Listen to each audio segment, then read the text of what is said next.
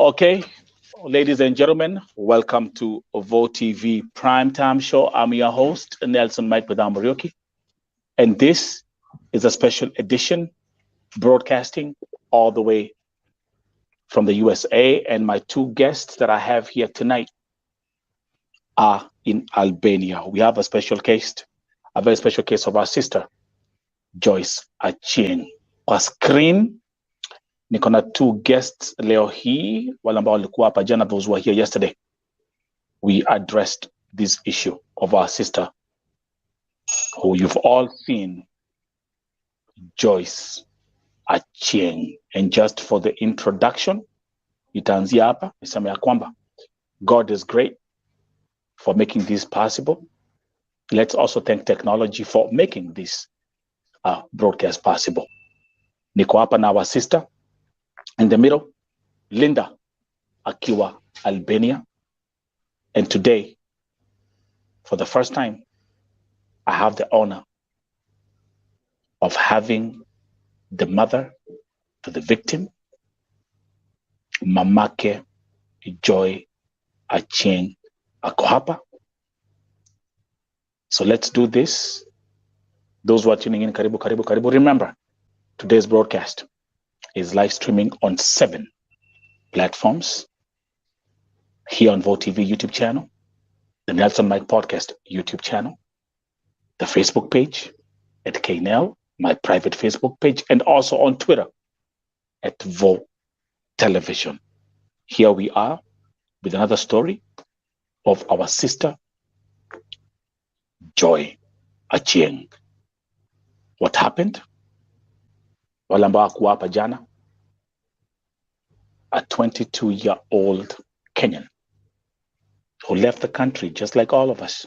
You leave the country and you go to the diaspora and you go to foreign countries to go and earn a living. And then the tragic happened. If you look at that picture, what you see is the same person.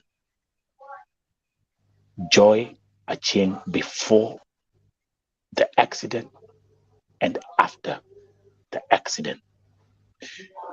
Just give me 1 second, Linda and Mama Joy. Let's welcome Hananjeri, Lilian Munai, Moses Kokach is here. Hananjeri is here. Shiko Oasis, all the way from Germany. Guten Abend, herzlich willkommen. Baby, Mombasa, Nyambura Toko is here. Twende kazi. Ogora, tuning in from Saudi Arabia, Riyadh. Those who are tuning in, don't forget to like, share, and subscribe to the channel if you're new here. Wacha tuanzie na Mamake ACHIENG. Tafadhali jiintroduce ndio watu wajue wewe ni nani na pale ulipo.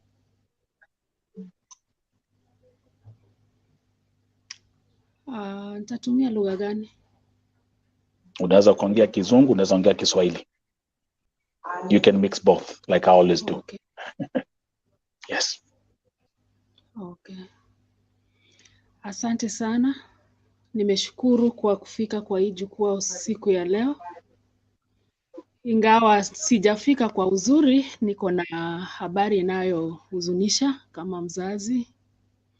Sikutarajia, but fursa imebidi. Asante sana. Kwa wote wanaonisikiza, mimi ni mama ya Joyce ACHIENG Aoko. Ni kitinda mimba wangu. Nilimzaa mwaka wa 2000 September tarehe 7. Na kufikia sasa Joy amefika 22 years. Joy amekuwa as a mother, and I can say my Joy is a very good child. She has grown as a disciplined child, a go-getter. She was good with her school, and she feared poverty most. Given from our history, I raised them as a single mother, and we used to stay in Dandora. and she schooled despite her passing her class 8 well, and she was called to Moi Girls Isinya. She didn't go because she told me, Mom, if you can't afford it, I can even school at any available local school, day school, where I can stay with you. So she schooled at Dandora Secondary, and where she did her Form 4. And I remember when she finished Form 4, it was on a Thursday. On Friday, she had interviews, 2 interviews that she had to attend. And to me as a mother, that's how determined I used to see my Joy was. She was a determined girl. And ever since that day, that Friday she went for that interview, my Joy has never sat home without a job. I give God thanks, and the self-will, I give her credit. She started work as she went for training at a casino in Kenya. She's a dealer. She trained, and before she finished that training, she trained for the casino job in Kenya as a dealer. Before she could work, before she could be employed on it, she got another job, and she left it without practice. So on the other work she did until she also found another work from that hotel where she used to work. And this time round, this job was in Comoros Island. At Comoros Island, Joy used to stay there and work there. And as much as she was that young, because she was only 19 by then, she was only 19, 20. Actually, she was 20 when she went to Comoros. I used to fear for her life. Mommy, how do you stay out of the country? And she was like, that is the reason why, Mama, I cannot stay out more than 3 months before coming back. So she used to frequent coming home more often. And that reason is why she quit Comoros work, employment that she had, and came back home. And this opportunity in Albania came. Just as a determined, any other Kenya citizen who is determined and feel that urge of bettering themselves and giving themselves a future. She contacted a casino here in Albania, direct on an email, and lucky for her, she got the employment as a trainee. I saw no need of telling Joy, don't go to Albania, because Albania, as far as I know, is in Europe. And even not only for her, there is another Kenyan who is also here. And previously, her elder sister also was here. So I felt it was a safe place, though it was, for her, it was just a stepping stone to practice her training or to better herself in the casino industry and her career that she started with and never delivered or never practiced. That's right. Sikuona haja ya kumkataza na tulisherekea, akaniambia mama yangu ni mimi naenda pale nafanya training miezi 6 and I search for other works. I come back home. Mimi siwa kwenda kuishi Albania. Ni vile sasa sahi Kenya hakuna training na hakuna kasino yenye nachukua mtu mwenye hana experience. Singeweza kataza mtu. Nilimsaidia mtoto, nilimuombea, nikampeleka airport.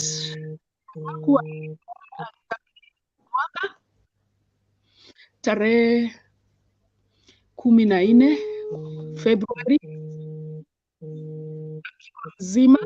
Just give me a second. I think Linda, your phone is ringing. I'm gonna just put you off first. You can pick up your phone call. Is that okay?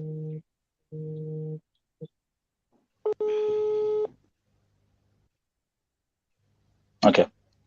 Give me a second, Mom. Okay. Mom, continue. And again, this is a very emotional story. This is a very emotional story, and I'm going to urge our viewers to today just share a message of empowerment to Mamake Joy. As we are talking right now, she's in Albania na kuna mengi mtajionea where pali amekaa sahi. She's next to her daughter, and you are all going to see that in a minute. So kwa hivyo guys, just encourage, say a word of prayer, recite a Bible verse, anything that can make, that can empower her as she continues to tell the story of her daughter. Again, welcome to Vote TV Primetime Show. What you're seeing on the screen, huo ni mtoto wake, that's Joy Achieng. Na ukiangalia how she looked before and how she looks now. We'll get more details about this tragic story. Endelea mama. Hivyo ndio wakati mtoto alipata hiyo kazi hapa ni ya casino. They are good employers. Siwezi sema ati akona employers ni employers wabaya. Sikuona sababu ya kumkataza kwa sababu hata hakuwa na nia ya kukuja kukaa huku muda mrefu. Na reason ingine yenye ilifanya kuje huku Kenya as at now, hakuna kasino yoyote yenye nafanya training ama yenye naajiri mtu mwenye hana experience kama dealer. Sitazitaja majina, but that is it. Unaweza kunini. Kwa hivyo sikuona haja ya kumkataza wakati alipata hii opportunity, kwa sababu ilikuwa opportunity mzuri. Anakuja kama trainee na baada alikuwa analipwa mshahara, which was still better than ile kazi alikuwa anafanya Comoros Island. That's right. On February tarehe 14 nikazindikisha mtoto wangu airport, akakuja, alifika vizuri. Kwa hivyo alikuwa tu ndiye amemaliza miezi 6 nikihesabu kutoka February, na nikiongea na yeye alifika vizuri, akaingia kazi vizuri, alikaribishwa vizuri. Wakubwa wake wenye kampuni wakubwa kazini walifurahi, akaintroduciwa kwa wengine na akaanza kazi. Na kama mtoto chap aliweza kumaliza training zake na kuanza kazi zake, na yeye alienda amegrow haraka. Mwezi wa 4 after 4 months hapa alikuwa amemaliza training zake na alikuwa already ana deal kwa levels zingine, games kama zote, different games. So that's right. fika tarehe 1 akanipigia simu akiniambia, "Mama, mahali mimi ninaishi tunashare nyumba." I knew that wanashare nyumba na msichana Mgana. Huyu msichana Mgana walikorofana na yeye. Huyu msichana Mgana tarehe 1 akaniambia, "Hey mom, ebu amka." Nikamwambia, mtoto wangu ni nini?" Akaniambia, "Mom, huyu Mgana leo tena ameniamukia. Kuanzia saa 1 asubuhi vile alitoka kazi mpaka saa hii." Nikamwambia, huyu Mgana mtoto wangu naye amezidi. Leo sasa mnang'ang'ania nini? Please switch the light on." Huyu mama, and by the way, Goja mom, and for the viewers who are tuning in, this is Mamake Joy is at the hospital in Albania, so we are doing this live interview akiwa Albania. Endelea mom.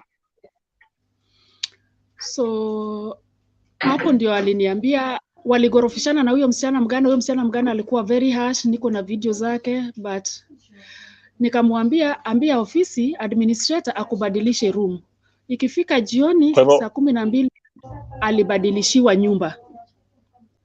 Kwa hivyo walikuwa wanafanya kazi the same casino.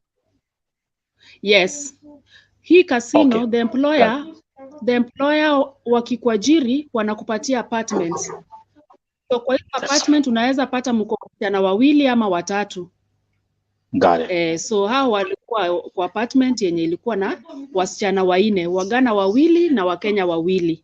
So saa zile mnaenda kazi shift ndio tofauti. Got it. Yes. Got it. So got it. alihamishwa kwa hiyo nyumba tarehe moja, and that was the first time ever mtoto wangu akaniambia yeye hajawahi pata mtu kwa maisha mwenye anamchukia, because all she knows she's a good person. By good luck, jioni alitolewa kwa hiyo nyumba, akahama akaenda mahali panaitwa Flower Residence. So kwa hii Flower Residence ameishi Flower Residence kuanzia tarehe moja ya August mpaka hiyo tarehe 13. Kabla ya tufike tarehe 13, alikuwa ameishi kwa hiyo nyumba for 1 week akiwa peke yake. Kufika hiyo weekend ya tarehe 8 akaletewa tena Mkenya mwingine, so walikuwa na vitanda mbili, yake iko pande hii na ya huyu msichana mwingine anaitwa Emily iko pande hii nyingine. So wakawa wanaishi Wakenya wawili kwa hiyo nyumba moja. Sababu yenye ilifanya Joy akose kurudi hiyo wakati ya tarehe moja ilikuwa kwa sababu tarehe 2 bila aliingia kwa kazi akapatiwa transfer kutoka kwa ile kasino alikuwa akapelekwa kwa kasino ingine mpya, meaning alikuwa aende kwa hiyo kasino mpya in better terms, assign contract ingine mpya na better terms, better payment, better conditions. Yes. Na asome tena games zingine. Mimi kama mama nilikuwa na hiyo uoga, nikamwambia mtoto wangu hapana, wewe kuja tu. Akaniambia mama, hizi games mimi nitazisoma hata na wiki 2, but kitu yenye ninajua September mimi nakuja nyumbani, tutakuwa pamoja. Tulikuwa tunaongea na Joy kila siku. Joy ni ule mtoto anapenda mama yake sana, anapenda familia yake sana. Haiwezi maliza 1 hour kama Joy hajaniongelesha. On this fateful day, Joy alitoka kazi, alikuwa Friday, alikuwa kazi ya night shift. Akatoka kazi saa 8 ya huku. Kwa hivyo akafika kwa nyumba kitu saa 9. Wanapatiwa transport yenye inawazindikisha mpaka nyumbani. Mtoto alifika kwa nyumba, akanipigia simu. Hiyo ni saa 10 asubuhi ya Kenya. Akanipigia simu akaniambia, mama yangu, habari? Nikamwambia poa. Mama yangu hujalala, najua umenimiss. Nilikuwa najua unaningojea mtoto wako akuambie good night. Nikamwambia unaniambia good night na ni asubuhi saa 10. Akaniambia ndio nimetoka job. Nikamwambia pole kwa kazi. Umefikaje nyumbani? Akaniambia mam pole, sisi huletwa hizi masaa, sisi huletwa alafu wanahakikisha tumeingia mpaka ndani, niko kwa nyumba na niko safe. Wewe unafanya nini? Nikamwambia mimi nakula mchele na chai.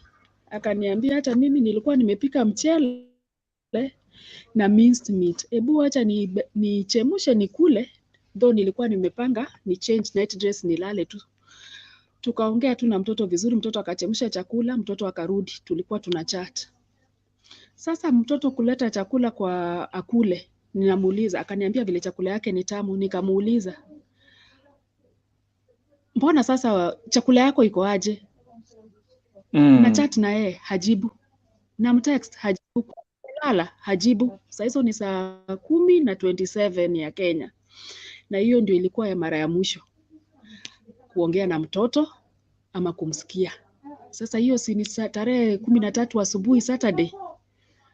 Yes. Kuacha mtoto amelala. Nikaamka saa 5 mchana. Mtoto hajanipigia, hajatext, hajafanya chochote. Nikampigia tena. Nikamtext. Mtoto hakujibu. Nasikia tu kama mzazi, damu yangu inaniambia si kawaida. Lakini nikiongea na dada yake akaniambia, mam, wachana na mtoto, ashakuwa mtu mzima, si kila wakati unashinda ukimtafuta. Nikasema wacha niweke akili yangu ifikirie vitu zingine. On Sunday imefika. Niliamka asubuhi saa 12 kama nimeshtuka, naomba tu God protect Joy. Oh Jesus, in the name of Jesus, protect Joy wherever she is. Sikuelewa ni nini inafanyika. Kumbe hiyo siku sijui chenye ilikuwa inaendelea kwa maisha ya mtoto. Oh gosh. On hiyo Sunday nikashinda nimepigia ndugu yake, nikapigia Tevo, nikamuuliza Tevin, umeongea na mtoto? Tangu jana mnachukua hiki kitu lightly. Nimeomba asubuhi, nimeamka kama nimeshtuka na dada yenu. Akasema tungoje, labda mtoto vile ako off, labda ameenda out. Kufika Monday tarehe 15 August bado. Kufika jioni saa 11 nikapata text inaniambia sisi ni, it's from hello, how are you, it's the HR office, we wish to notify you that Joy is sick, critically sick, and she can't talk to you, she can't speak to you now. We have taken her to hospital and she's being taken care of. Nikaandika message kwa uliza ati amepata accident. Ni accident ya nini? Accident ya gari? Ni accident ya nini? Ameumia? Ako aje? Wananiambia wawezi kuniongelesha, mtoto ako kwa hospitali, ningoje. Kampuni yenyewe kuanzia vile nilipata hiyo report mtoto alipata accident, sasa sikuelewa vile huku kuko mtoto amepelekwa hospitali ni hivyo. Nikaambiwa kwa ICU yao hawangekubali mtu apige picha ama kumuona ama nini. Kwa hivyo nilishinda tu na hiyo maisha huko Kenya, nikibembeleza hiyo kampuni wanilete huku nione mtoto wangu kama bado ako hai. Mungu alitenda mema, kampuni ukweli ilishughulika, wakanitunulia air ticket. The rest waliniambia nishughulike peke yangu. So nilianza kushughulika kuanzia passport. Kitu ya kwanza nilienda huko kwa Ministry of Foreign Affairs huko Kenya, Diaspora Office, nikiripoti hiyo kesi. Wakaniambia kuna usaidizi yenye wangeweza kunipatia kama mtoto wako kwa ICU, kwa sababu hata ndege ya kumbeba katika hiyo hali ingekuwa ngumu. Niache mtoto kama anatibiwa kwa ICU apate hewa aweze kupumua. So nikaanza process ya kutafuta hiyo passport, nikatafuta visa. Kampuni kanitumia hizo vitu zenye zilikuwa zinahitajika ya kuchukua visa, na baadaye through the help ya Mudhoni nikapata hiyo matiketi ya ndege na kila kitu, nikasafiri nikakuja hapa tarehe 11. Kwa hivyo nilifika hapa tarehe 12 Septemba. Vile nilifika airport, kitu ya kwanza ilikuwa ni kwenda kuona mtoto hospitali, ambapo madaktari walikubali hata kama ilikuwa ni past visiting time. Yeah. Nilipata mtoto akiwa kwa hizo machine yenye huwezi uka explain kama ni ule mtoto wangu mwenye nilitoka kwa airport, akiwa hai, akiwa mzima, akiwa anatembea, akiwa na furaha, akiwa na ndoto mingi, akiwa na fikra mema kwa maisha yetu. So wakati nilipata nguvu, nikasaidiwa kufika huko kwa daktari. Akaniambia mtoto kulingana na vile alianguka ako na brain tumor, traumatic brain injury. Trauma. Hiyo traumatic brain injury, hiyo wakati mtoto hakuwa anapumua completely. Alikuwa amewekwa kwa ile machine kubwa ya ventilator ya hiyo iko na pipes 2. So mashini ndio ilikuwa inamfanyia. Tangu vile aliadmitiwa tarehe 14 kwa hospitali, vile alipatikana huko mahali alikuwa amepotea. Pole sikuambia vile alipatikana. nirudi nyuma. Nataka tufanye hivi again kwa sababu it's a very demanding story. Fanya hivi ma'am. Nimeona kuna wao alikuwa ni daktari, alikuwa ni nurse ambaye alikuwa anakucomfort Huyu do me a favor. Ako na mgonjwa hapa. Okay, again to the viewers, the first exclusive interview on Vo TV featuring the mother to Joy Achieng. The picture you see right there on that screen, you can't believe it's the same person. Mama Joy, tafadhali fanya hivi. Can you just turn the camera and watu waone pale mtoto wako yuko? Just briefly as we proceed. Linda, welcome. I also have Linda Modoni, who is also in Albania. Let's see. So hapo inamuona. Tunamuona. Yeah. Anaonekana. Anaonekana mama. Yeah. Sasa hii shingo yake huku ndio kuna brain injury. Sasa hii shingo hawezi pendua hii shingo. Unaona vile ako hivyo. Sasa hata hii shingo ukifanya hivyo unaona anairudisha tu. Hawezi. Sasa inabidi namwekeanga hii pilo. Ndio at least simame katikati, lakini bend the other side. Sasa hapo iko imeshikana hii side yake ya right haifanyi. Hii mkono unaona vile ilikwama tu hivi. Sasa hii imekwamanga tu hivi. Sasa ndio inataka hizo maphysiotherapy. Ukivuruta unaona ana express kwa uso uchungu. Hizi haziwezi, fingers haziwezi.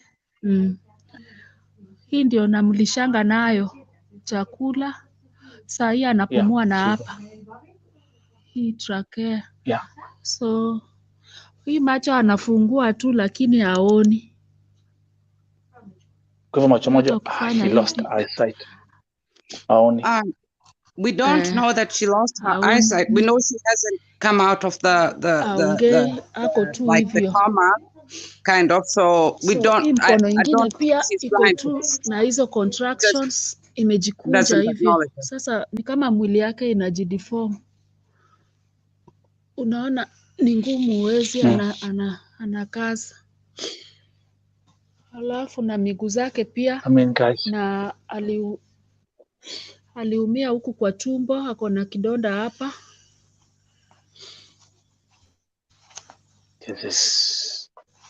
Ako na kidonda iko hapa huku. I mean, I have to keep on always thinking that this is how she looked before, and this is how she looks now. And by the way, again, those who are asking which country, she's in Albania. Now, ni mamake, the mom is also in Albania. This is our sister Linda Modoni, also in Albania. Mom, we'll continue as we continue. Come back, kuja kwa kamera. Anataka urudi pale nyuma. Utueleze. So tell us vile alipatikana.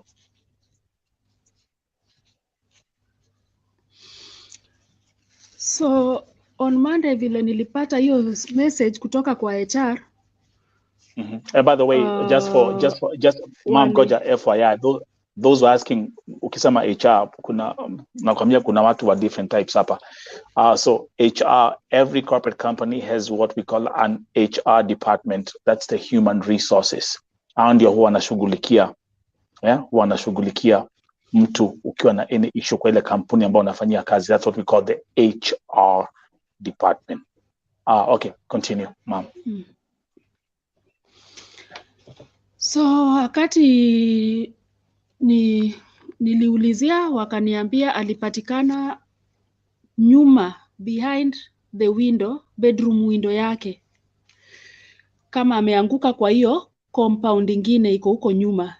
Sasa kwa hiyo compound ni compound ya iko deserted, ainanga mtu, hakuna mtu anaishi huko. Ni kama hizi nyumba zenye wazungu wanajenganga ya kukujanga tu holiday.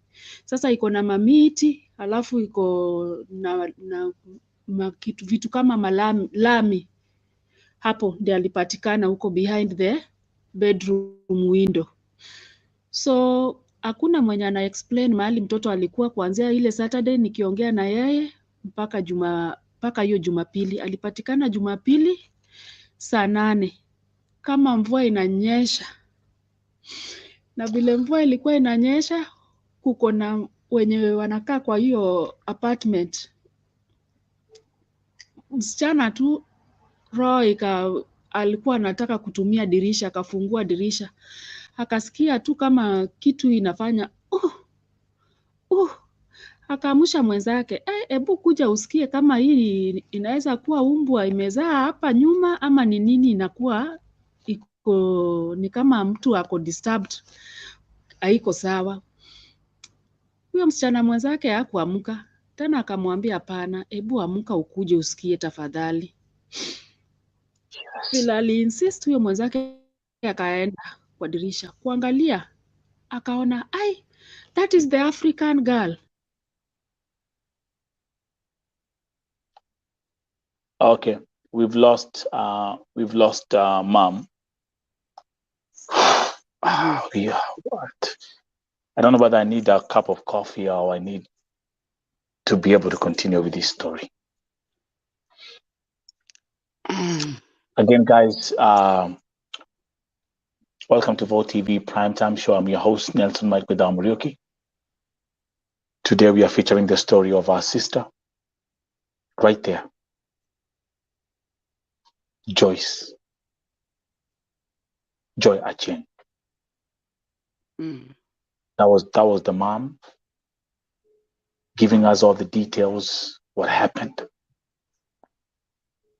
A healthy, young, vibrant, beautiful young lady, 22 years old. Jaribu kuingia tena kutoka ile message. Okay. And then here we are with this story.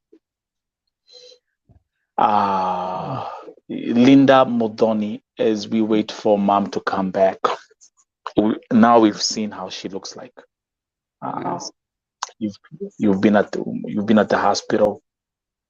You've been uplifting this family. You've been there.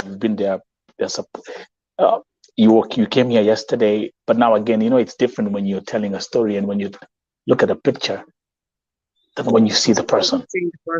This is different. It's different. Messages are coming in. My sister Sofika in Namibia with prayers. Favor promise, healing is your portion. And Moshai, this mama needs a lot of help. May God come through for you. Again, as we continue, keep on sharing a word of empowerment, a word of prayer, a scripture, anything. Tuendelea kumpatia mamake Joy nguvu. Okay, mom, we haven't lost you. So the lady akasema, this is the African girl from upstairs. Yeah, kwa sababu alikuwa kona uniform. Joy vile alikuwa na uniform, hakuwa ametoa. So wakakimbia, wakaenda kwa nyumba yake kumwambia ule msichana, ule roommate, kuja, hebu angalia nje ya dirisha yako ya bedroom. Si ule ni Joy? Wote wakiangalia wakasema huyo ni Joy. Wakapiga simu kwa ofisi, ndio wakaambia manager akuje na ambulance. Kufika mahali Joy alikuwa ametupwa ama mahali alikuwa amepatikana was a problem, kwa sababu ile compound haina mtu mwenye anaishi pale. Huku mambo yao ni tofauti. Ambulance ilikuja na polisi. So ilibidi mapolisi wakate ile kifuli waingie pale, ili ndio Joy apate usaidizi kupelekwa hospitali. So haieleweki mpaka sasa ni nini ilisababisha Joy kutoka kwa nyumba mali alikuwa anakula, kwa sababu nyumba na picha yenye niko nayo, na hata wakati nimefika hapa nikaenda kwa hiyo nyumba, bado ile sahani alikuwa anakula nayo chakula yake iko kwa kitanda yake.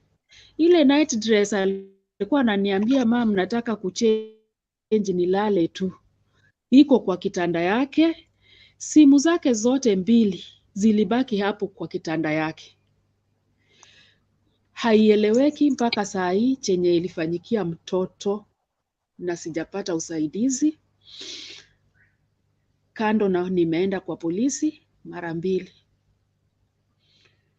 So hivyo ndio vile Joy alipatikana. The way you've explained this story in a very brilliant way, such that even for us, the viewers, now as you are talking, now I'm putting all the pieces together. One thing is for sure, alipofika nyumbani kutoka kazini saa 9 za usiku, alikupigia simu na mlikuwa mnaongea. Yes. So let's start from there. Yes. Linda, walk with me. The viewers now walk with me. Wacha nikwambie, Mama Joy, this is Vo TV. Here, yes, nimesolve cases za vifo. Here we operate different. We move different. Yes. And let me say this. You spoke to your daughter at 3 a.m. in the morning, her time. Yes. She said, I want to change my night dress. There's food. There's the plate. Yes. Yes. When she was found, Linda, walk with me. Everyone who's here, walk with me.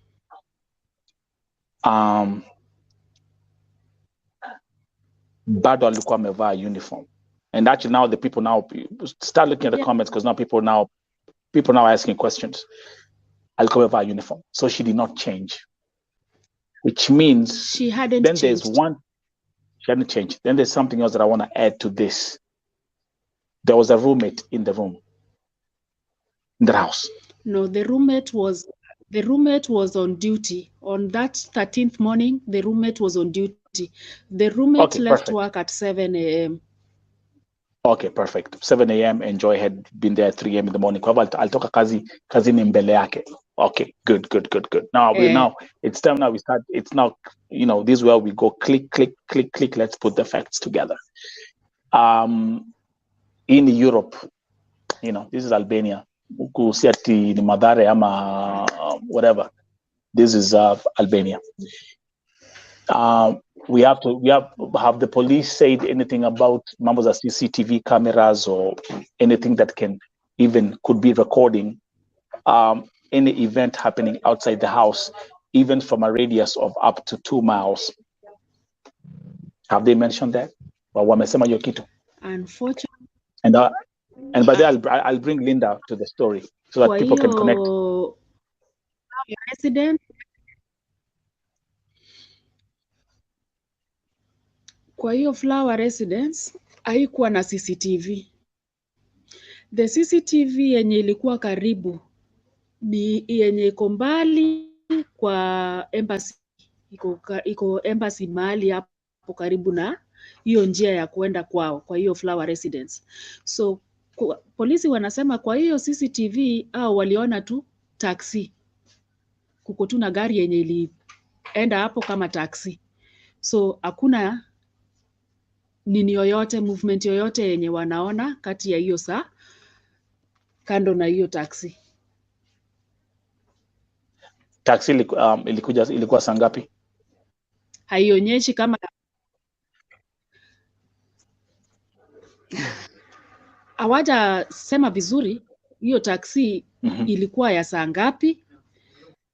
Hata kama ilikuwa hii time ya Joy kupotea ama ilikuwa saa ngapi, but hiyo masaa za asubuhi kitu yenye wanasema waliona ni hiyo taxi. Na sasa hawajanionyesha hiyo ni hawajanionyesha hata hiyo CCTV nione, hata picha yenye vile Joy alipatikana nione. Unajua ile position unataka kujua alipatikana amelala na tumbo, amegongeka kando, amehit wapi? Hakuna. So sielewi vile wana nini to make matters worse huku Albania, wana yao ya Albania. Yeah, there's a language barrier as well. I understand that. Okay, so now let's do this as we continue with this case. Ladies and gentlemen, welcome to Vote TV Primetime Show. I'm your host, Nelson Mike Medamo Morioki. We have the case of our sister, Joy ACHIENG. This is what has happened. I have the mother, the mother has spoken. And also, let me bring to the picture Linda Muthoni, who brought this story to my attention. Hello. To again, and she, by the way, Linda, welcome all the way from Albania. Thank you. And by the way, allow me to say this. Nitasema hivi na Kiswahili. Mom, uko hapa. I know tuko na hii kitu, like wacha nisema hivi. Nilipopost hii story mambo za Albania, kuna watu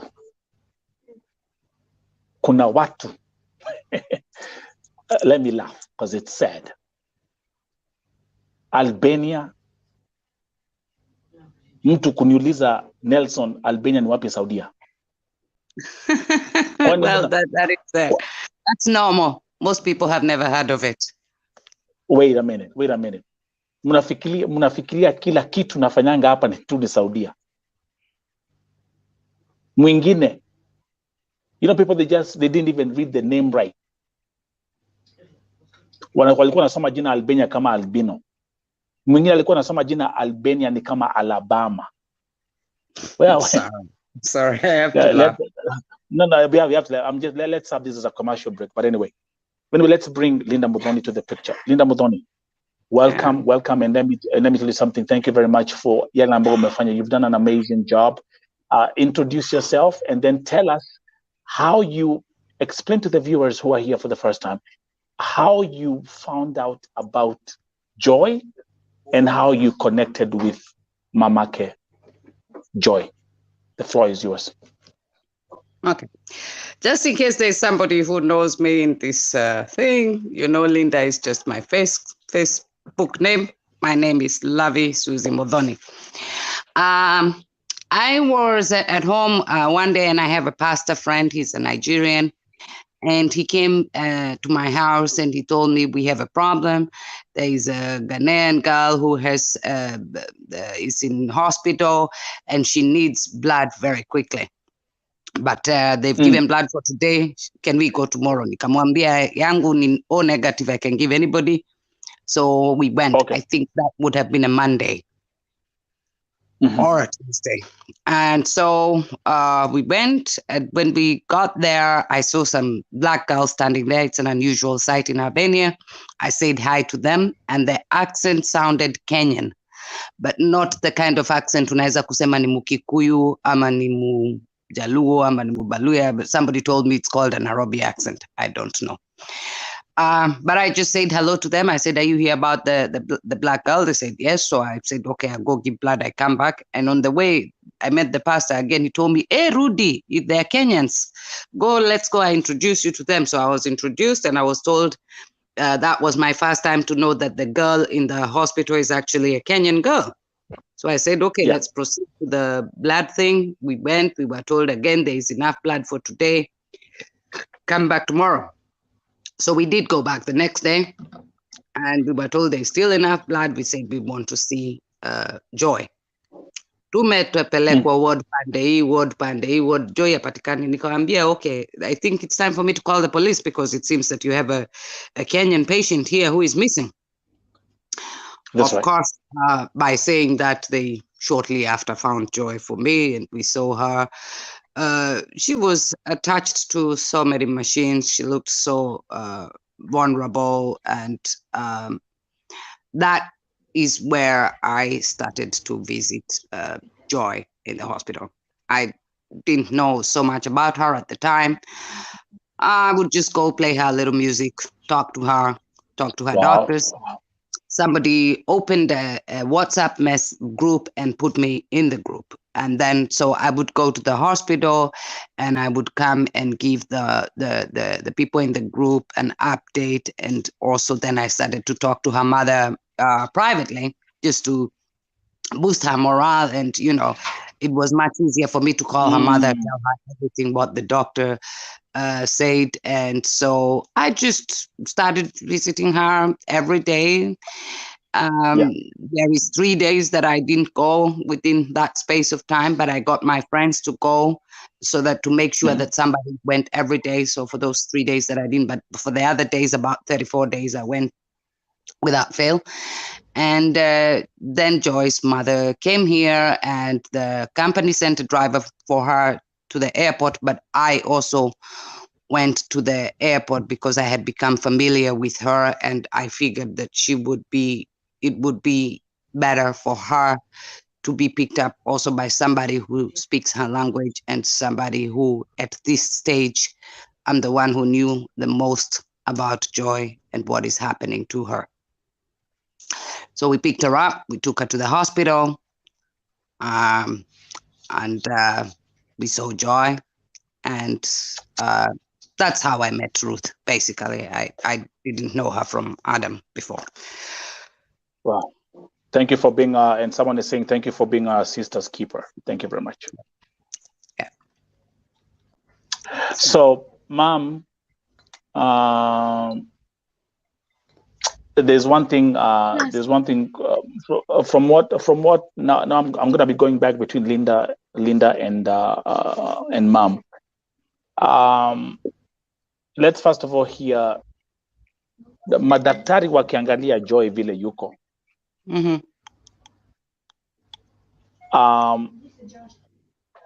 What's the doctor's report or analysis of Joy's situation? The prognosis now is not so bad. The initial prognosis I got, sorry, Joy's mom, I know it's difficult to hear, but the initial prognosis I got when I first went there, they told me she's likely going to die tonight. Then we'll call you, but if she's alive, you'll find her here in the morning. With time, they did tell us that Joy wasn't actually before in a comatose. Then she was in an induced coma to help her brain to heal, and slowly they reduced that medicine, and until she was no longer in an induced coma, but she still didn't wake up. Yeah. So and of course there was a problem because she couldn't breathe for herself. 4 of the 5 doctors who were treating her were very positive. There was a 5th doctor who was just telling us this is a waste of oxygen and money. Wow. But slowly Joy fought her way through, and she came off the breathing tube. She has a trachea now, but she's breathing on her own. The prognosis is good but slow. They say she can wake up, but it's up to her, because the injury, the brain injury from the scan, what they see is not very serious. And it's from acidification. I can never pronounce this word. You'll be a doctor today. Yes, but she needs the more physiotherapy than the government hospital can provide. Although Albania is in Europe, the government hospital in Albania is just slightly above the Kenyan hospital. So she would be worse off in Kenyatta, but being here in Albanian hospital, it's not like being in London in St. Thomas Hospital. So they are providing the bare minimal physiotherapy that Joy needs, and they have admitted to us that she needs a hell of a lot more, and that we should get somebody to do it privately. And so I spoke to Joy's mom, and I said, well, we need to raise money. And the GoFund was actually set up by her best friend who lives in the States somewhere. Mama Joy would be able to say more about that. And the M-Pesa is by her brother. I am just the go-between who just is in a lot of Facebook groups and So I just spread the word. Okay, you're just a disciple. That's who you are. You are servant, and you're doing exactly what God has called all of us to do. We are called to be servants and serve those who are in need. Now, before I go back to Mamake Joy, to the viewers, if you look on the screen, we have the M-Pesa till number. There's a till number right there for those who like to support the family or to support mom. Ndio yuko hapa, mom yuko hapa. And then we also have the link to the GoFundMe on the screen. However, as you continue watching this broadcast, if you like to support the family, ndio hiyo number iko hapo. If you want to support our sister Joy, our sister Achieng, umesikia namba amepitia, the till number is on the screen. The M-Pesa till number is on the screen, and also the GoFundMe link is on the screen. Whichever serves you better and whichever serves you easier, there it is. Now, number one, a doctor saying this is waste of oxygen. That for me, that statement just makes my blood pressure levels go like triple, quadruple. Mom. Yes. Mungu akupatie nguvu. Yeah. Well, whatever you're dealing with. Mimi nimeona picha kumbuka Linda aliponitumia hii story jana. Linda alinitumia hii story jana 5 minutes before nianze broadcast. I had another lineup. Nilikuwa na another program ya jana. And then nilipoona nikasema I'll address this right away. Lakini baada ya broadcast, kumbuka nilikuwa nimeona tu video yake, the video you sent me, Joy, yes. That's the video that I saw. So I saw the video yake, ile video yake ya akiwa kwa machine, akiwa anaongea. But then when I saw, nikaambia baada ya broadcast, nikaambia Linda, can you please send me her pictures? Nione vile alikuwa nakaa before the accident. When I saw the pictures, Jesus Christ, hata uwezi ukasema, it's the same person. And this has crushed my soul. Hata wale ambao wana watch, to all the viewers, it's the same person. The young, vibrant, smart, intelligent, mesikia mamake ametuambia, all the qualities she had. Then you look at that picture, same person. Beautiful hairstyle. And the doctors, they contacted us and they said they want to cut it. I said, musiguze. I said, give me time. I'll come today. Nikaenda huko na rafiki yangu ambao nishamuonesha how to deal with black people's hair. Tukatoa hizo rasta alikuwa nazo, tukachana nywele best as we could because she was still intubated. My goodness. And my goodness. So that was now where she is, and her mom is of course doing the rest.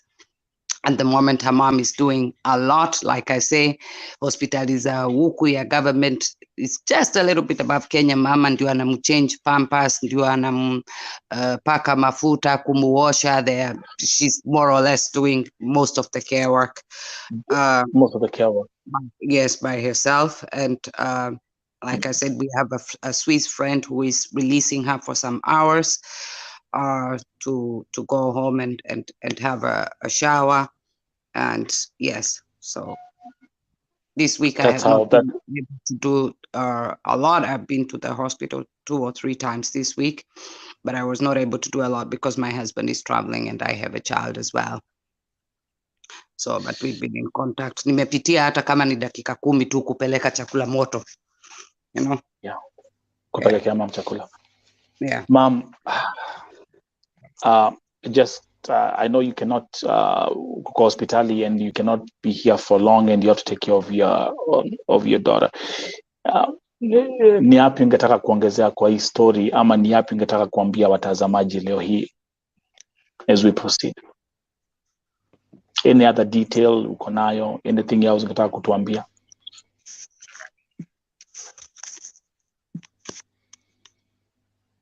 Chenye naweza kusema, life happens, na wanasemanga hujafa hujaumbika. I think it makes more sense to me now than before.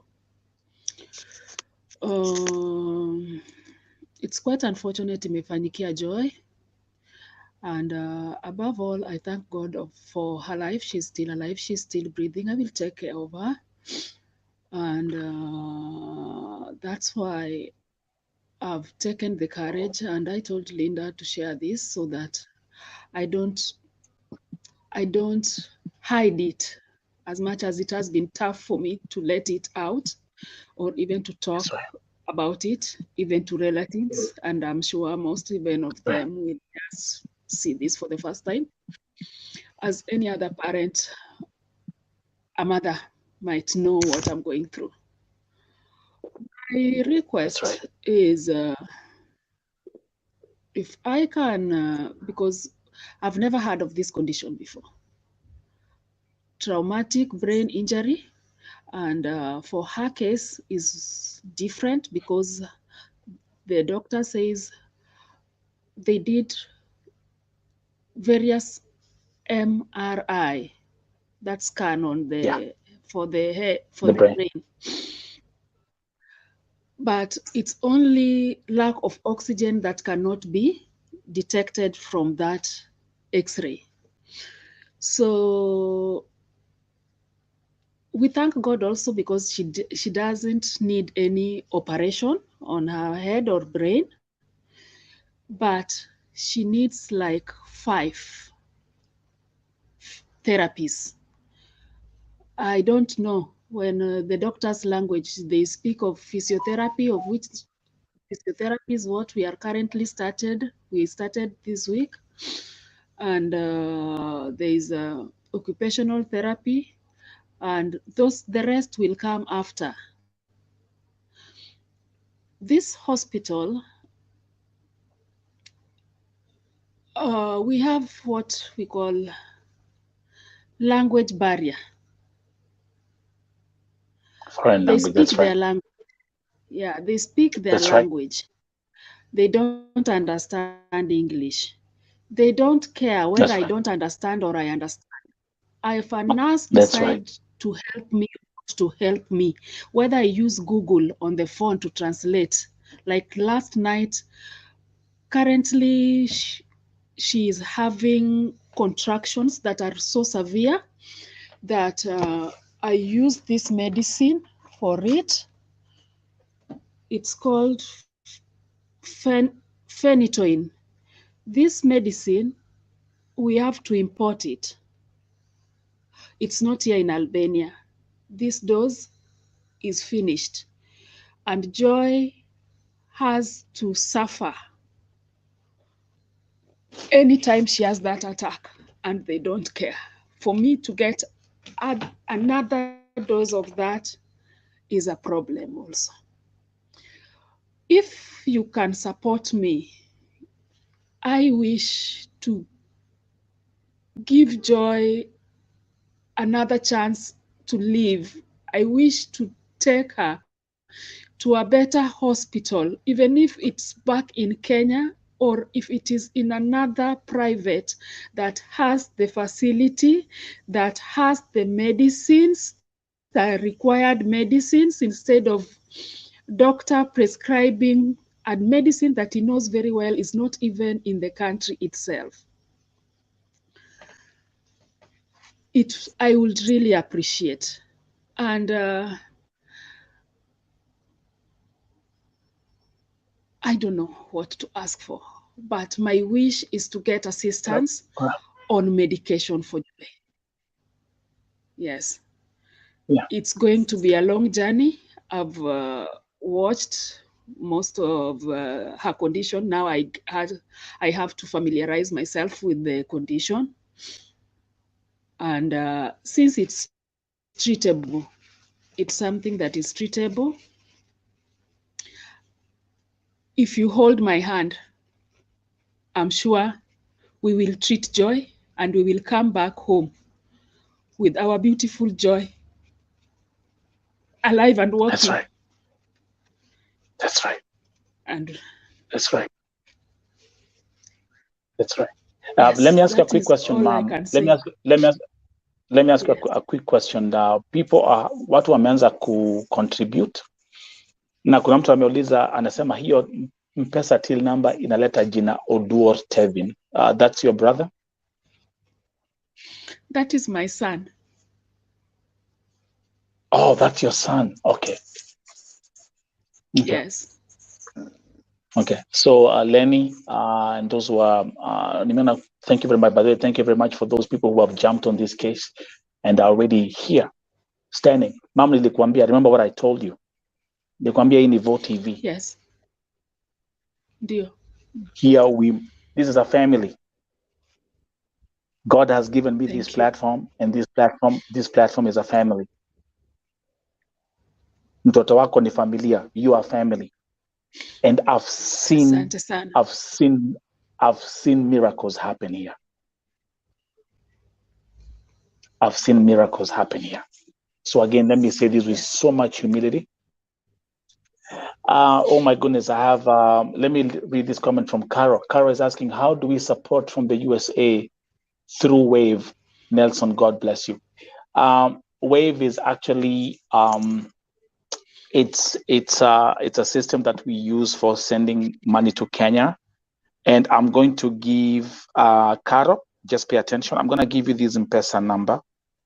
There's an M-Pesa number that they have, and you can use now for us who are in the USA. You can use that for doing Wave.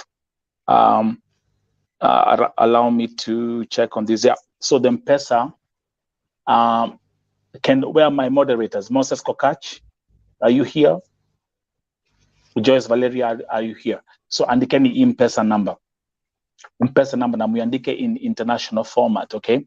It's +254 715 514 389. Ma'am, hebu tuambie hiyo M-Pesa number ni majina gani? Pia ni za your son? Ndio, taleta tu Tevin Oduor. Tevin Oduor. So again, and actually not even just the moderators. Kujeni hapa. We are servants here. Kujeni hapa. Mimi na mianga hata tukujangi hapa, atukujangi hapa Mongedho. Atukujangi hapa tafuna. Atukujangi hapa kubomoa matuta. Let's come here and work. Again, andikeni the M-Pesa number, again ni ya mamake, ni ya the son of mamake Achieng. M-Pesa number +254 715 514 389. Majina Tevin Oduor. Carol Kaburu akiwa hapa USA. Thank you very much. We have people who are watching here from all over the place. Caroline Buya, by the way, thank you very much. In Lois, thank you very much. And those who are watching, thank you. Vile unaona tumekuja hapa, ma'am, mimi naongea hapa, I'm speaking to you for the first time face to face. We just texted for a few minutes, and all I told you, nilikwambia, ma'am, kuja. You know, that's the same thing. Actually, let me actually bring Linda back. Linda will tell you. Linda nilimwambia, I told Linda, come here. Was the space of 5 minutes between chatting with you and being in a live broadcast. I'm telling you. And when I tell you my stories here, I have become the biggest testimony ever. Let me give you my testimony, ma'am. When God is guiding you in something, there's no time to plan. You will stumble into something. Another lesson I've learned. Mipango ya binadamu na mipango ya Mungu inakuwa tofauti kabisa. Kabisa. Kweli. Mipango ya binadamu na mipango ya Mungu. And those who are watching, can you guys pay attention here? Nimekuja hapa my mom and Linda and those who are watching, and I have thousands of people here who are my witness. Nakuja hapa nimejipanga, niko na program. Ndakuja hapa kuongea about this, and 2 minutes before nianze show, simu inalia. Nelson, kuna msichana amekufia Lebanon, amezikwa Lebanon. We want you to speak about it. 2 minutes before me just pressing go live. And then everything changes. 5 minutes before nianze my show, nimekuja hapa nimejipanga vizuri, simu ndio ime pip. Nelson, kuna kijana ameokotwa kwa highway Saudi Arabia, hana figo, ametolewa mpaka macho. Talk about this.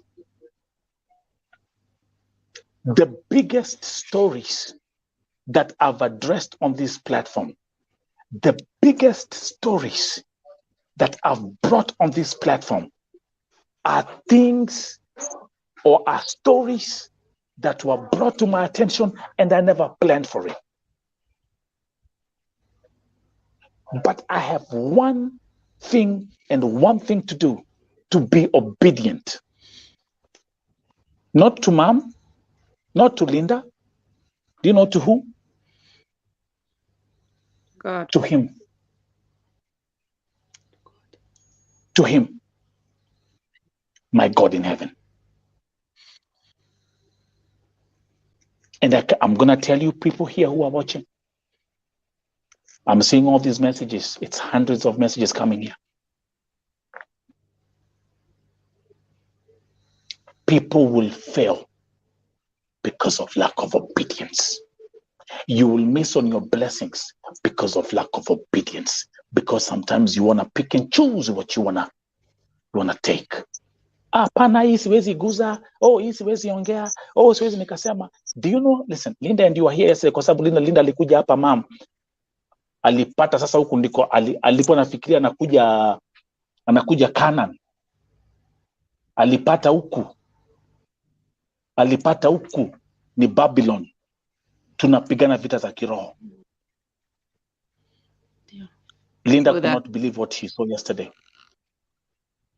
Death case, wamefanyiwa. And do you think I really have, this is what I ask for? Do you think I have to come here and I tell God, Mungu, nataka leo unipatie kesi mzuri, tukule mandazi, tukunywe chai. That's not how God works. I will give you guys a number. I'm seeing the, and by the way, mom, let me actually see this. Kuna comment hapa. Kuna mtu amesema ya kwamba atakutumia via Western Union. Yes. So mom, can you give and let, you see, Linda, do you see what's happening here? Yeah. Do you see what God is moving and what God is doing here? Absolutely. This is Vo TV. Yeah. This is Vo TV.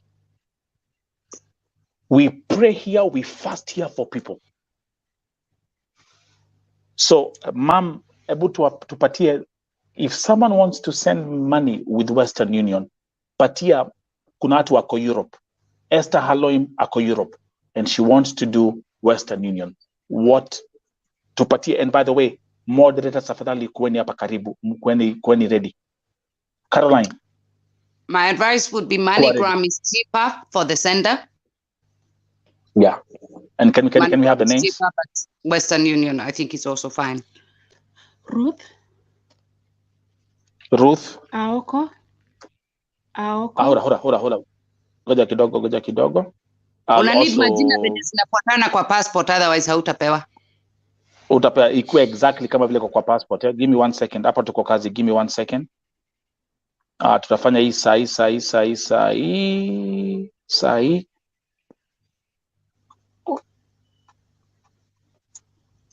Umesema, okay, so for those who are in Europe and would like to do Western Union, let's do this together. Okay, majina ni gani? Ruth Aoko. Aoko. Abongo. Okay. Yeah. Yes. They are also going to need her telephone number because they would have to send her the number with which to collect. There's a card, so they would need her telephone number as well, so they can send her a message and enda na simu kule. Okay. Phone number, ma'am.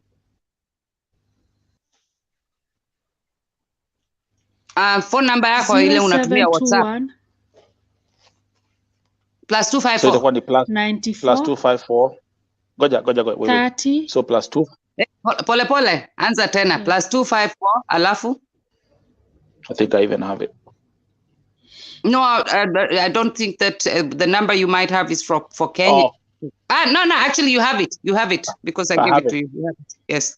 yeah. So it's plus 254 721 943 018. That's the number, right? Do you, Ruth? Yes. Okay, so what's going to happen here? It's simple. Ruth Aoko Abongo, phone number ndio hiyo, atakuwa na passport. So let me put for those who are in Europe and those who would like to do Western Union or MoneyGram, please check on the screen now. Do you see it right there? Can we control that? Mame buangalia.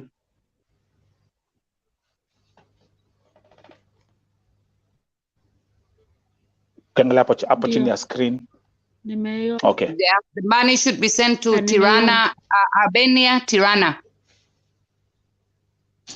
Albania, Tirana. Give me a second because I have to. Albania, Tirana. I think you have to add that. Yeah, by the country. Yeah, that's right. The capital is Tirana. So, yeah, country. Let me add this kwa nini. Country, Albania, and the city, because they will ask for the city. It's Tirana. Tirana. Tirana. That's right. Okay, let's do this real quick. And by the way, thank you very much. I see all my folks in America who are here in the USA, all my folks in Europe who are here.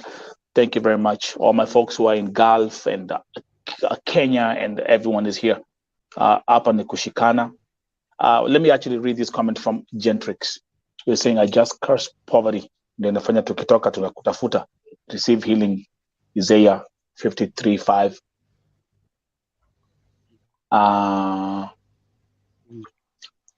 So, okay. So Elsie Melissa. Look at the screen right now. So kwa wale ambao, those who want to do Western Union, the information is there.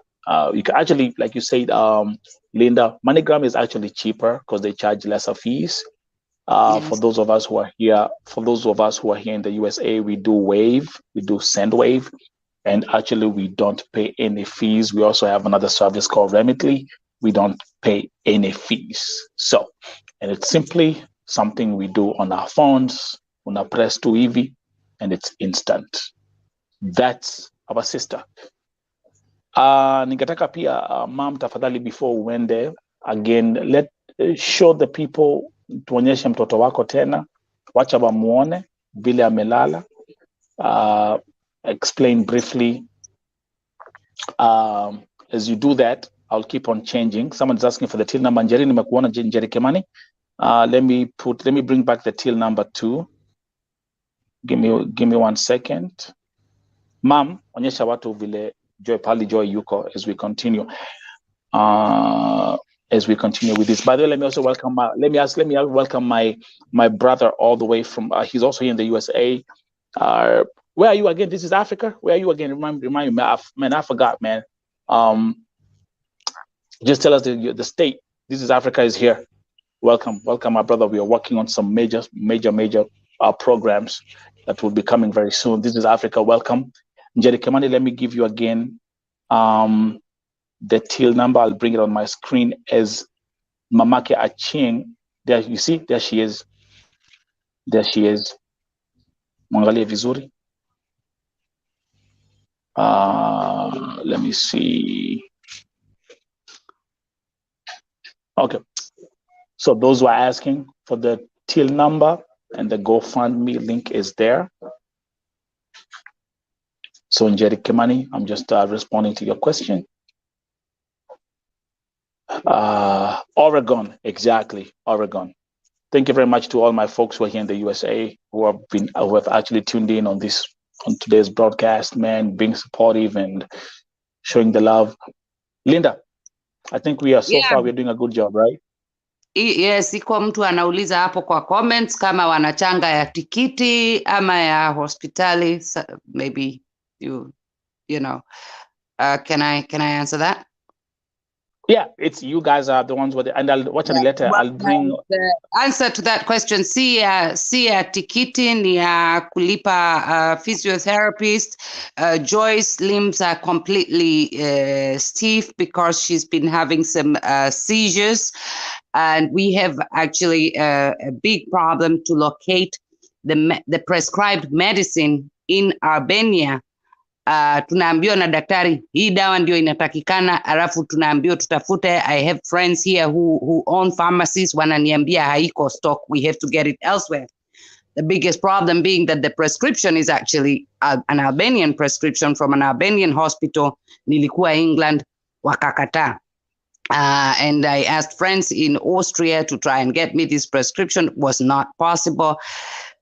Iko jamaa rafiki yetu alitusaidia kutoa hiyo dawa Kidira, Uingereza, na tutapata ingine. So those are the extra expenses.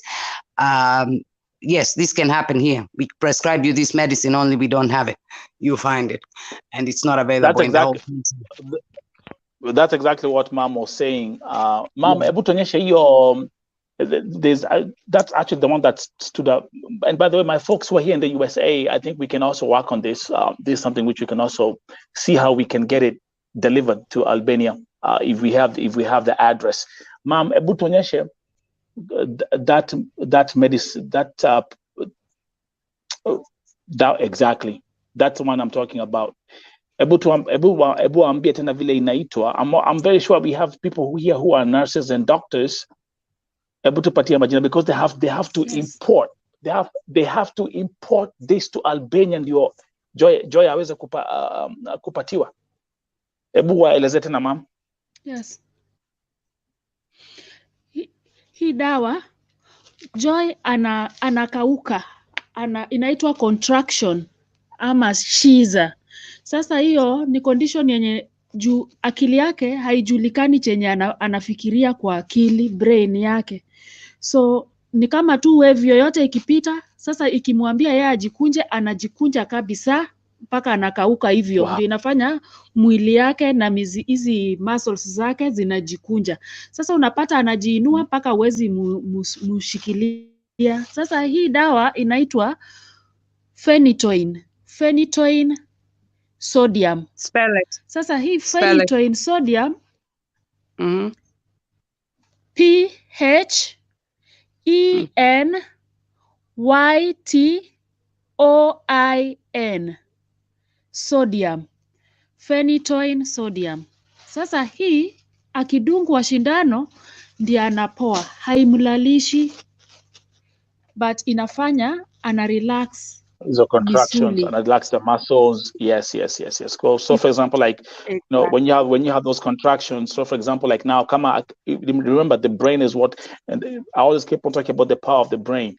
So like the way the mom is explaining, if she has that, if the thought is for her to go like this, that's how she's gonna stay. It doesn't matter, because that's what because the brain controls the body. So what happens with this prescription, akitumiwa hiyo, then it eases up the whatever the thought, and once the brain calms down and it eases the thought, then she can then release that contraction. So that's what the medicine is for. Let me do this. Phenytoin sodium and phenytoin I'm sodium. very sure. I'm sure I have people here in the USA who are doctors and nurses. I have my following in Europe who are doctors and nurses. Fanya Nivi, I will do this also on the screen as we continue. On the screen right now, you're seeing the till number, the M-Pesa till number. The M-Pesa till number is under the name of her son, Tevin Oduor. Let me come here. I think I'm getting some private messages. Let me see what's going on back here. Okay, I've received a message from Dr. Malaba Rose, who's saying, thank you for the noble work you're doing, Nelson. May God bless you and give you the wisdom you need. Dr. Malaba Rose is in Kenya. I just rescued a lady from Lebanon, mnajua story yake, Irene Wasike. She has arrived Kenya safely. We thank God for that. So give me another second.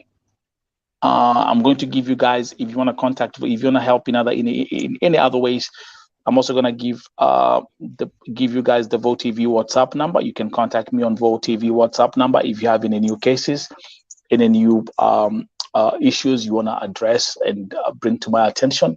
The Vote TV WhatsApp number is on the screen. Last but not the least,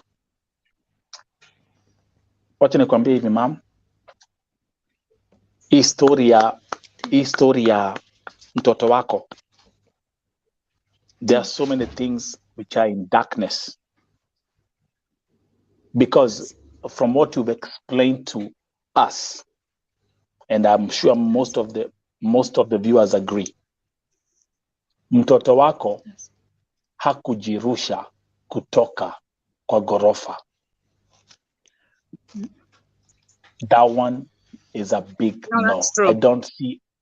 I don't see any sign of someone who was mentally sick, depressed, or nothing. She was a young, vibrant, beautiful, intelligent, ambitious young girl, young lady who simply wanted to change the life of her mother and her family. Kwa hivyo, I'm ruling home. Ma'am, unaona mtu ameingia hapa anaitwa Tony Omari. Tony Omari is a lawyer. And by the way, Tony Omari, can you remind us where you are? Which country are you? Tony Omari is a lawyer.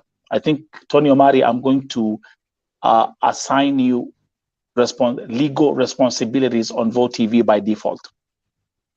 Remind us, Tony Omari, where you're located. And by the way, my Vote TV WhatsApp number is on the screen. Contact me after this. So I'm ruling she didn't jump by herself. One thing I know, and I can say this, someone was involved. Something happened in that apartment. And hey, Linda. Yes. I've solved murder cases. Yeah. And I never went to any school of criminology. It's called common sense. True that. Tonya Korunda, listen to this. There's something I'm going to say here, ma'am. Nataka ushikilie hivi. Linda, I'm going to say this. And even as you talk to the police, and even as if you talk to the police, there's something I'm going to say here. Yes. What you've explained, and I want you to walk with me step by step. Joy amekuja nyumbani. She came home at 3 a.m. in the morning, got dropped from work, went to the apartment. I'm walking, let's walk together. She calls you. She says, Mom, I'm going to put on my night dress. I'm going to go to sleep. She goes in the kitchen. She prepares something to eat. Are we together? Yes. Are we together until that point? I'm going to tell you, listen, this is this is what I'm going to say here. And you'll remember my words. Somebody came to visit. Someone came to that house. And the person who came to that house, ni mtu ambaye Joy Achieng anamjua. She knew that person. There is no forced entry in the house. There is nothing like someone broke into the house. No. Someone came into that house that Joy knew. My suspicion, and that's what I'm going to run with, is the following, is the fact that mtu alipiga, maybe rang the bell, aligonga mlango, mtoto wako akaona ni mtu anajua, akamfungulia. And what happened after that? This is actually the outcome. Let me tell you something about Albania. It is very, very, very rare for strangers to be killed on the street or in any other way. It is a very safe country. Most people in Albania are killed by people they know, family, friends, over an argument or whatever. That's right. It's by Me, somebody. in this case, Yeah. this is my revelation. Mm-hmm. Whoever, she was preparing to go to sleep. She spoke to the mother after she came from work. She spoke to the mother. She prepared something to sleep and she had the night dress. Everything is intact. Number two, there is no robbery. Simu kuibwa. No. That's another signal. Simu kuibwa. Tuseme ati mtu alikuja akavunja nyumba because hata pesa hazikuchukuliwa. Which gonna bring me to the last but not the For you to last but open not the the least. door at that time of the morning, it's gotta be somebody you know well. It's somebody you know well. This is somebody mtoto wako alikuwa anajua vizuri. And mom, as we will also look on the side of checking from the legal side, because about this lazima tupate majibu. This thing has to be broken. The Albanian police cannot come there and say, hey, wait a minute, this just happened. Is Saudia? Is Saudia? This is Albania. Yeah. So, and remember, the roommate was not in the house. So the roommate alikuwa, and the roommate is Kenyan. So she was alikuwa kazini. Yes. Yeah. So, these are affect me. What I would look at they're from an investigative perspective. This is what I would look at myself.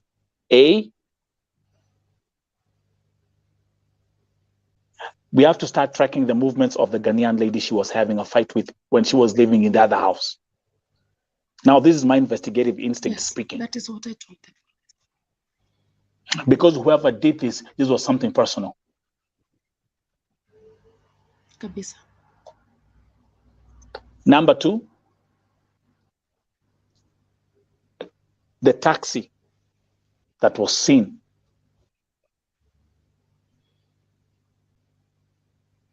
That's a key piece of evidence.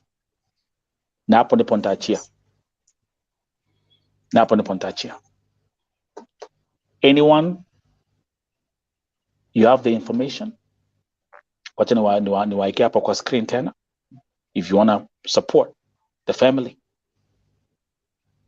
Mamake Achieng amekuja hapa. Tuko na till number.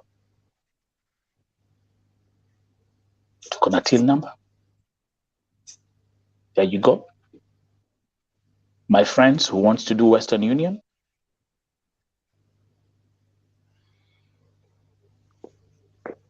it's right there on the screen. There you go. Linda, you've done an amazing job as a sister's keeper. The world needs more people like you. Thanks. Let me say thank you very much, or like we say in our German. You know, me and Linda, we can switch the lingo real fast. Lass mich bei dir bedanken und mach es weiter so. Und pass auf unsere Schwester auf. Okay? Ja, ich mag so. Mach weiter. Bitte. Mama Achieng. Yes. Mimi nitakuachia tu niseme tu Mungu akushikilie mkono, akushike mkono. Na akuongoze na akupe nguvu. And we hope, as I bring this image again on the screen, all the prayer warriors here. I can see my sister Sofika from Namibia is here. Prayer warriors rise. Because there's no battle that we cannot win when we cry out to the government in heaven and when we call upon our God in heaven. My sister all the way from Spain, in Kenya, Spain, Agape, saying the God of that girl will fight for her.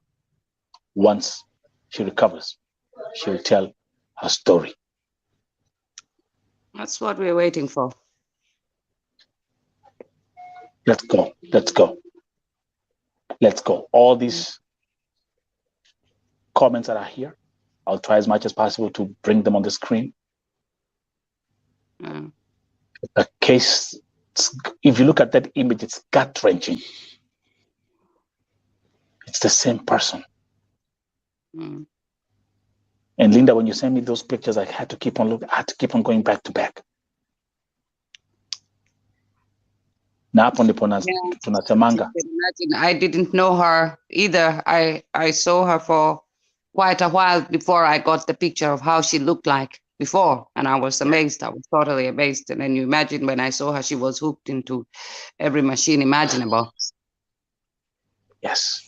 And then somebody sent me a picture and said, "This is her before the accident." I could not put the two people together. Crazy. It's crazy. If you're new on this platform, like the broadcast, share the broadcast, subscribe to the channel as we continue to grow. I received a phone call from a very known journalist in Kenya. I will not mention her name. And I'm going to tell you what she told me.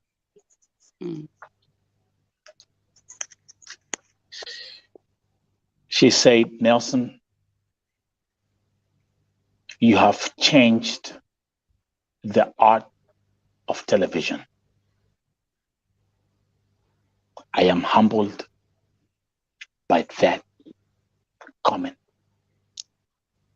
She said, "Nelson, what you're doing with your platform is revolutionary in this industry. Thank you very much. I thank you." I don't talk about subscribers on this channel. You are soldiers of change.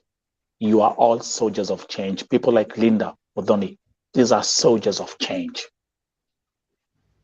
We come here to make an impact, and we come here to make the world a better place. We come here to uplift others.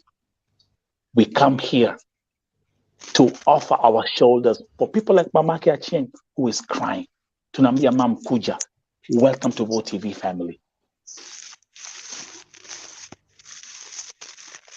When you cry, we'll wipe your tears. When you cry, tutakupatia tissue paper, upanguze machozi. This is what makes this platform different. Na Mungu atushikilie tu hivyo. Na Mungu atushikilie tu hivyo, and I cannot wait, as I declare and decree, I cannot wait for the day I will see Achieng walking out, not rolling on a wheelchair, but walking out of that hospital. Then people will remember this moment. People will remember this moment, and they will say, at VOTV is where it started.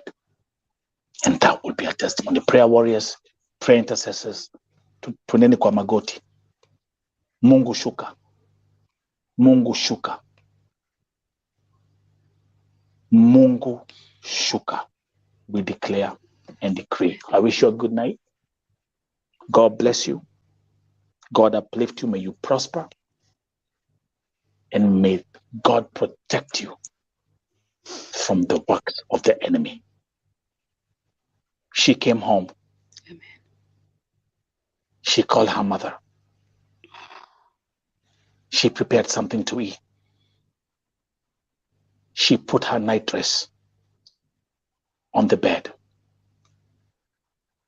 But the devil had other plans. Mungu awalinde. Tony Omari, please, I want you to inbox me on my WhatsApp, and we'll discuss about your position of handling legal issues here at VOTV. Kwa hivyo, good night, ma'am. Thank you so much, and thank you all for listening Linda. to my story. I'm coming out to help Joy. And Linda. Thank you. Also, thank you very much. I think there's a saying, I don't know whether it's Swahili or it's Kikuyu. that mtoto analewa na village muzima, and I think this is us as the village in this case doing what we can to help Joy and her family, that Joy may one day walk out of Albania the way she walked in. That's the plan. And because I always like, I don't like us ending I never like ending my broadcast with tears. I love ending my broadcasts with a laughter, a smile. Again, wale ambao walikuwa wanauliza maswali kama Albania ni Saudi Arabia, all I'm gonna say, tokware toto. Mtu achukue kitabu, mtu achukue smartphone yake and Google. So you can imagine my shock when somebody in Albania asked me whether Kenya is in India. Thank you very much. Ma'am, cheka kidogo. Nataka tumalize tuna kicheko. Tumelia. I never like ending my sessions with nakilio. Kenya iko India. Na nikuambia kwamba huto tukware. Nyinyi ambao mnauliza kama Albania iko Saudi Arabia, nyinyi ndio tu nyinyi mnakuja hapa mnapanga na maagents, mnaambia kwamba mnapelekwa Dubai lakini tiketi yako imeandikwa Riyadh. Who am I talking to? Who am I talking to? On their defense, I would say that Albania was a communist country up until 92 or 93, and it was alone. It was not part of the USSR, and it was not part of Yugoslavia. And the first time when my husband told me he has a contract to go to Albania, I asked, where the hell is Albania? So he even wrote a book called Who the Hell is Albania? Given to explain our experiences here the first 7 years, which was quite strange. Ma'am, kuna mwingine alisema na nitasema na Kikuyu alisema atenie dhomire Alabama da menya neko USDA, which means alisoma tu Alabama, hata kusoma Albania, akaja huko ni America na kafunga chapter. Ukistaajabu ya Musa utaona ya tokware. Have a good night, folks. Have a good night. And thank you so much. We cannot thank you enough. Thank you. Thank you. Yes. Thank you.